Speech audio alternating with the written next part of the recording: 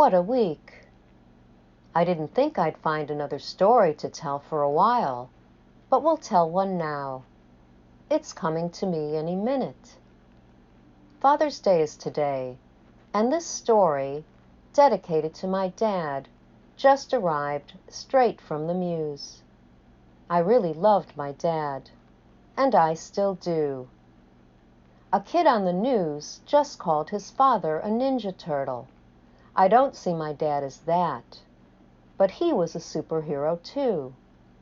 He loved all animals, especially horses, dogs, and birds.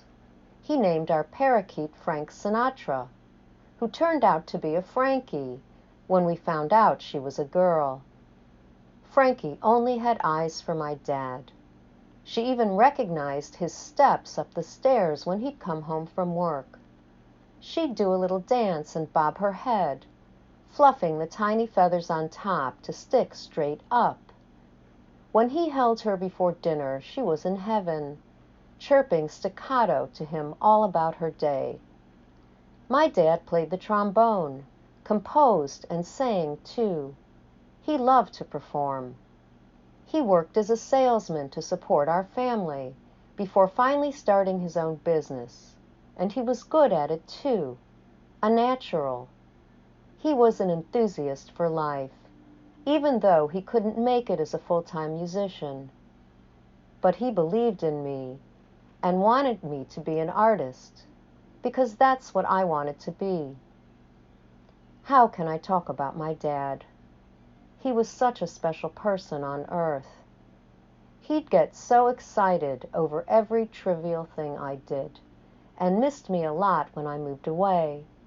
He wanted to talk to me all the time, which I sometimes took for granted, as if I'd always have him around. It's a hard thing to talk about, how much I miss my dad. He was just the best dad, in life and after life too. That's right, he still stays in touch, all this time after dying. For the first several years, from the afterlife, he sent me baby sparrows, always on June 28th. It was the same day every year, which incidentally was the day he died. The first sparrow arrived 3 years after he died, and come to think of it, the anniversary is a week from today. Once on June 28th, I didn't go outside, knowing what day it was, and not wanting to find another sparrow. But I got a call from the wild bird rehabilitator, asking if I'd consider taking another baby sparrow. Someone in Connecticut was trying to give it away. I'd stayed inside all day to avoid finding another one, because raising a hatchling was hard, and sometimes they didn't make it. But my dad didn't consider this and meant no harm. This was just his way of saying hello, to send me a baby sparrow every year. He knew I would know it was from him, and I didn't necessarily have to keep it. I raised the first sparrow, who was with me for 5 years. She was my heart. My cat Sasha fell in love with her too, after she mistook him for the nanny and sidled down the bamboo rails to get close to him. He'd pretend to be an innocent bystander, but I knew better, and always had an eye on Sasha.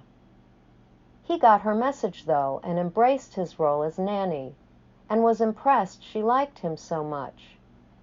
In a short time, his heart melted like mine, and he took care of her like his baby.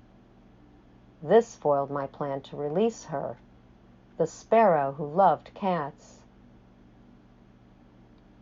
Dad stopped sending sparrows many years ago, but last year he made sure a canary got delivered to me on May 10th, his birthday. I didn't plan it that way.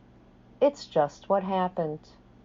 I named my new canary Abby, short for my dad's Hebrew name Abraham. Abby made it clear my dad still wanted to talk to me, after so many years.